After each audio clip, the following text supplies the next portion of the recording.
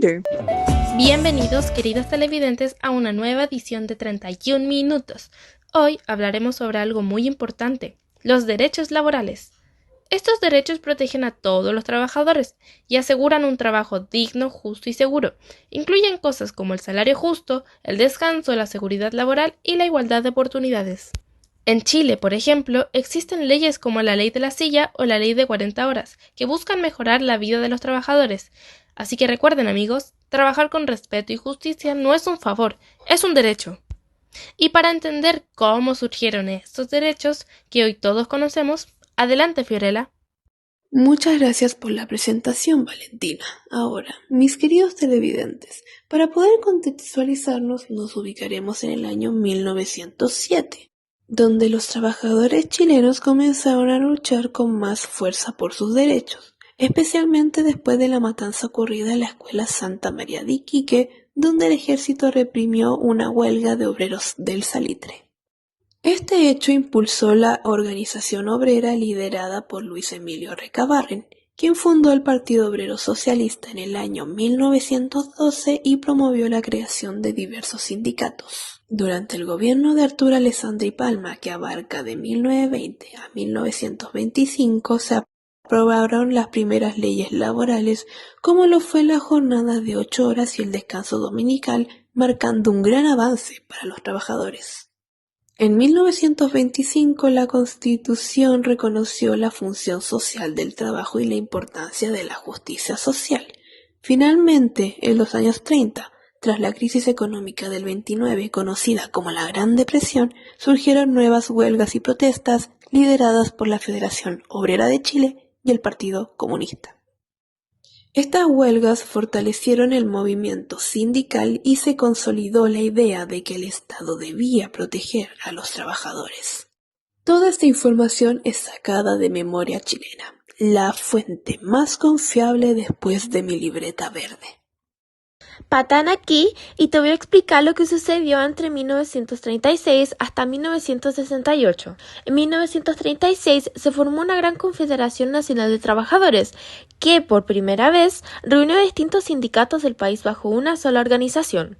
Su objetivo era defender los derechos laborales, mejorar los salarios y las condiciones de trabajo. Fue impulsada principalmente por los partidos socialista y comunista que representaban los intereses de la clase obrera. En 1938, con la llegada al poder del Frente Popular, liderado por el presidente Pedro Aguirre Cerda, el Estado comenzó a intervenir activamente en la economía y apoyar a los trabajadores. En 1939 se creó una corporación estatal de fomento económico, destinada a promover la industrialización y la creación de empleos, lo que fortaleció la presencia de los trabajadores en la vida económica del país. En 1948, durante el gobierno de Gabriel González Videla, se aprobó una ley que prohibió al Partido Comunista y persiguió a miles de dirigentes sindicales. Muchos trabajadores fueron despedidos o detenidos y varios sindicatos fueron disueltos. Este hecho inició un retroceso en los derechos laborales y en la libertad sindical. Pero en 1953 se fundó una gran central única de trabajadores que reunió nuevamente la mayoría de los sindicatos del país bajo una sola organización nacional. Y finalmente, durante el gobierno de Eduardo Frei Montalva, se desarrolló el programa conocido como Revolución en Libertad, que impulsó varias reformas sociales y laborales. En 1967 se promulgó una ley que fortaleció la negociación colectiva y reguló las huelgas, otorgando mayor poder a los trabajadores en los conflictos laborales. Ese mismo año comenzó la reforma agraria, que permitió por primera vez la organización y sindicalización de los campesinos, ampliando los derechos laborales al mundo rural. Gracias, Valentina. Adelante, Guachilina. Les juro que es verdad. En 1969 a 1973, durante los gobiernos de Eduardo Frei Montalva y Salvador Allende, los trabajadores lograron más fuerza sindical. Se organizaron muchas huelgas y negociaciones colectivas buscando mejores sueldos y condiciones laborales. La Central Única de Trabajadores, CUT, tuvo gran protagonismo. En 1973, con el golpe de Estado y el inicio de la dictadura de Augusto Pinochet, se disolvió la CUT y se prohibieron las huelgas y la actividad sindical libre. En la década de los 80, a pesar de la represión, los trabajadores comenzaron a reorganizarse en la clandestinidad y se realizaron protestas nacionales contra el régimen. La CUT se refundó en 1988, recuperando parte de su fuerza histórica. Entre 1990 y 1999, con el retorno de la democracia bajo el gobierno de Patricio Aylwin y luego Eduardo Frei Ruiz-Tagle, se impulsaron reformas laborales que buscaron equilibrar las relaciones entre empleadores y trabajadores. Se permitió nuevamente la negociación colectiva y se fomentó el diálogo social entre los distintos sectores. Para proseguir, en los años 2000 y 2025, en Chile se han creado varias leyes muy importantes que fortalecen los derechos laborales. Un ejemplo de esto es la Ley de Subcontratación, creada en el 2006. Fue creada durante el gobierno del presidente Ricardo Lagos y su principal impulsor fue el Ministerio del Trabajo y Previsión Social.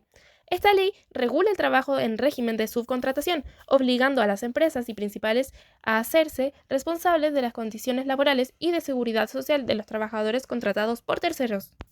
Dio origen porque miles de personas trabajaban en empresas externas con sueldos bajos, sin estabilidad y sin los mismos derechos que los empleadores directos. Gracias a la presión sindical y los reclamos públicos, el gobierno de Lagos lo impulsó y se promulgó el 14 de octubre del 2006. Otra ley, bastante conocida actualmente, es la Ley de las 40 horas, creada en el año 2023. Es la más conocida de hoy en día. Fue propuesta por los diputados Camila Vallejo y Carol Cariola, luego impulsada oficialmente por el gobierno del presidente Gabriel Boric, con apoyo de la ministra del Trabajo, Janet Jara. En esta también participaron organizaciones sindicales, como la CUT, y otras agrupaciones de trabajadores, junto con la CPC, que representó a los empleadores en las mesas de diálogos.